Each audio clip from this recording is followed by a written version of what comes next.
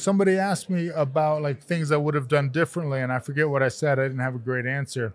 It was all of it, I think. But no, definitely would have looked in more to like the cognitive component, decision making under pressure. So decision making, what is sparring? What's the purpose of? You're making decisions in real time under pressure. So you're making those decisions about what to do, but can you train that without the impact on your body? So can you put the catch the color of this stick? Can you do other things like turn? We used to do tennis balls. Yeah.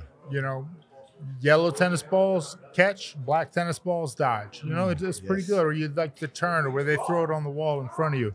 There's, and then again, I working those cognitive skills in a manner that doesn't damage your body. And then my question to you would be, does working those cognitive skills in that manner, is that going to translate to combat sports? That's and probably is, right? Yeah.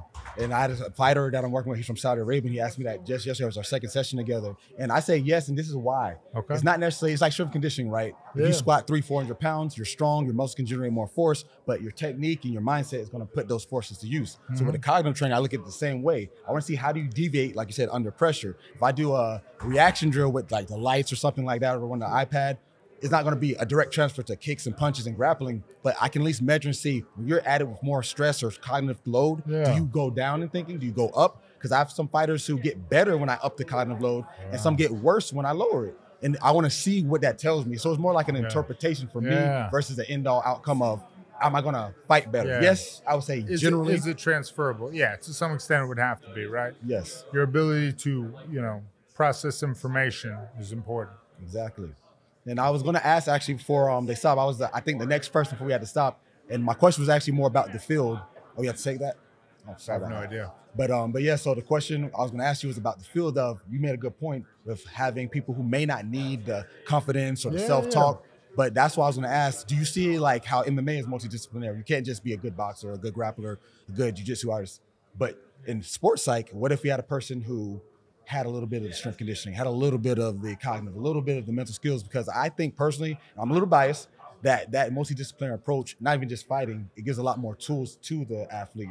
So that's what I was going to ask. Do you think that would give more advantage versus saying someone? Yeah, of course. I mean, the more things that a practitioner is familiar with or has expertise on, the more they're going to internally be able to make the decision about how to prioritize, right? At the end of the day, training a sport like mixed martial arts, it's a bit like a decathlon, only harder. Decathlon is really, if it's a decathlon, you're training to be a good athlete, you'll be better at everything. All right, yeah, there's a technical component, but that's my argument against the similarity. But I'm a track guy, so I agree with you. Yeah, but you're trying to decide where to prioritize your time and energy. What skills are you in most need of? What skills should you be working now to win your fight on X date? Mm-hmm. So I really like when you do these things, because it kind of makes you mentally rehearse and say aloud your philosophies. Mm-hmm. That's exactly how I look at it, because the applied psychology gets used a lot, and my scrutinization a little bit is, how practical is it? Because obviously we need the self-talk, visualization. I'm big on that. We have to have that, but I use a term of dynamic, is actually on my board, dynamic mental health versus static mental health. Static is like the breathing, the visualization, but just like a workout, right? You don't just stretch and say, I'm going home now. Well, they didn't show the sheet, but that was kind of like the whole, like my journal article that I got to work on. That was the start of it, is like, this is a practice. This is a training camp.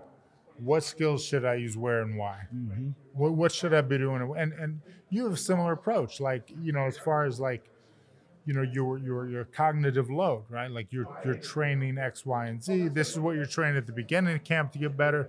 This is what you're training at the end of camp. And I would assume like even the periods of time, like they get shorter and more intense as you get close to the fight. Because you want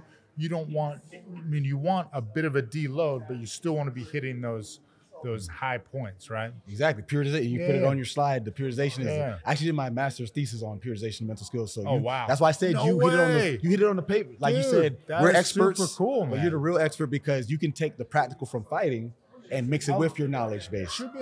I would love to see that. Yeah, I need to revise it, because that was 11 years ago. So it definitely has some rebuffing. But I would love to touch up on it, because I know a lot more now. because I was still a student, so I was still learning. But it's mostly just mental skills, though. It doesn't have like the cognitive stuff. I went over mine, the one we did for this, and I was like, I don't know too much.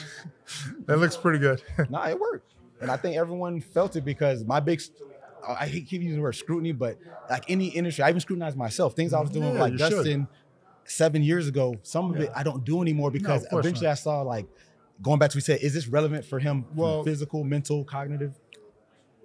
You've only got a limited amount of time. Yes. Is it the most valuable thing you can be doing with the time you have with your athlete? And that's something else. And again, if you have an expertise in all these things, then you can make that decision better, right? As far, well, he's a strong dude. He's conditioned. We don't need more maximal strength, but we do need better coordination. And that's exactly how I approach it, because there were some camps, like the first time I worked with them, I didn't know as much about MMA because like I'm a football, baseball, track guy. So I had to do a lot of learning. But I'm a student in any sport, tactical, whatever it is, I become a student of it. So as we went on through the years, I said, okay, this makes more sense because some camps are different than others. You know more than anyone. Well, and I'll give you this. The Performance Institute does so well is they've quantified what it looks like to be good enough or to be able to compete, you know? So we can take you in your strength, your cognitive abilities. We can give a clear, assessment of those and say, this is where you excel, maintain. Hey, this is where you are at a decrement, you need to improve. So they can tell you what good enough looks like. So again, you can set your priorities and your goals for that training camp. And I think that's like super important. And 8 years ago would never occur to me. 10, maybe it did, who knows? Well, you guys at the UN, Duncan at the Institute, and everyone else, I haven't been there probably since 2019, right before COVID. Yeah. So I know you guys have done so much. I think, you have 2 more now in China and Mexico. Yeah. So it's come a long way. So you guys are doing great work. And when I got there, I was honored to be able to even be invited. And Duncan's a great guy, and it's great to meet you in person finally. So I'd like to thank you for your time. Legendary Forrest Griffin. I don't know if you need any more introduction to that, but thanks. And y'all always get your mind right.